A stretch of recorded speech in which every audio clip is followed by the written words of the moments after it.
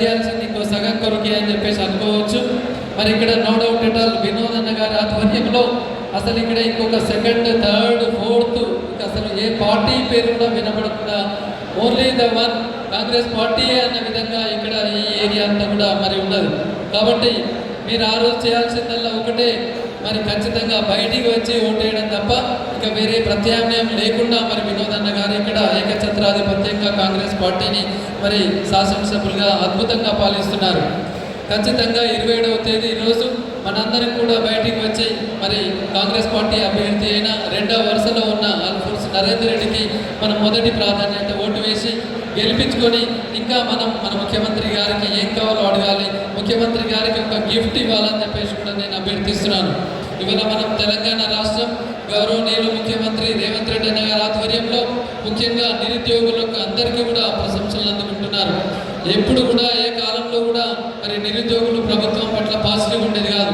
మొట్టమొదటిసారి నేను చూస్తున్నాను చాలా లైబ్రరీ పిల్లలు కావచ్చు, కాంపిటేటివ్ ఎగ్జామ్ ప్రిపేర్ అవుతున్న పిల్లలు కావచ్చు, హైదరాబాద్ కోచింగ్ సెంటర్లలో ఉన్న వాళ్ళు కావచ్చు, లేదా Osmania JAC, Satavahana JAC, Telangana JAC కావచ్చు, అందరూ కూడా మన రాష్ట్ర ప్రభుత్వం ముఖ్యమంత్రి గారి పట్ల చాలా సానుకూలంగా ఉన్నారు. ఎందుకంటే చరిత్రలో ఎన్నడూ కూడా కనీ విని ఎరగని విధంగా అనతి కాలంలోనే ఏడాదిలోనే 50,000 పైచీలకు ఉద్యోగాలు ఇచ్చిన ఘనత మన ముఖ్యమంత్రి గారు రేవంత్ రెడ్డి అన్న గారిది.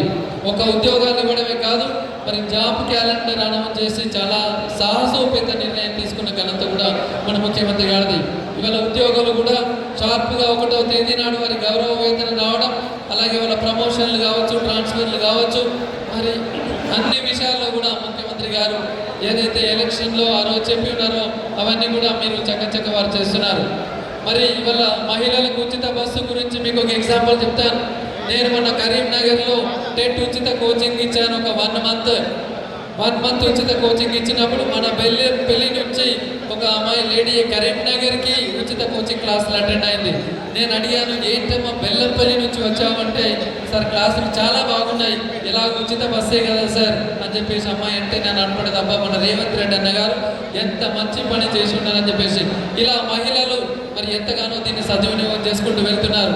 మీకు ఒక ఎగ్జాంపుల్ చెప్తాను. మన పక్కనే ఉన్న మందమరిలో ఇప్పుడు కాదు అప్పుడు కాదు 2006లో మందమరిలో నాగరాజు అనే ఒక పిల్లవాడు వాళ్ళ ఫాదర్ మామూలుగా రోడ్డు మీద ఉన్న సీసాలు అన్నీ ఏరుకొని అమ్ముకునేవాడు.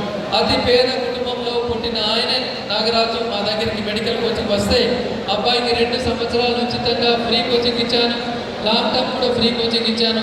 ఆ అబ్బాయికి మెడికల్లో 6 రోజుల ఎంసెట్లో రాష్ట్రంలో 16వ ర్యాంక్ రావడం జరిగింది. అందులో ఉన్న కాంగ్రెస్ అభ్యర్థి అయిన అల్ఫోన్స్ నరేందర్ రెడ్డికి మొదటి ప్రాధాన్యత ఓటు వేయాల్సిందే కోరుకుంటూ ఈరోజు మరి ఇంత గొప్పగా ప్రోగ్రాం ఏర్పాటు చేసిన మరి మన శాసనసభ్యులు ప్రియతమ నేత మరి వినోద్ అన్న గారికి, ఇక్కడ వేదిక పైన కూర్చున్న అతిరథ మహారథులందరికీ కూడా ధన్యవాదాలు తెలియజేసుకుంటూ ముగిస్తున్నాను.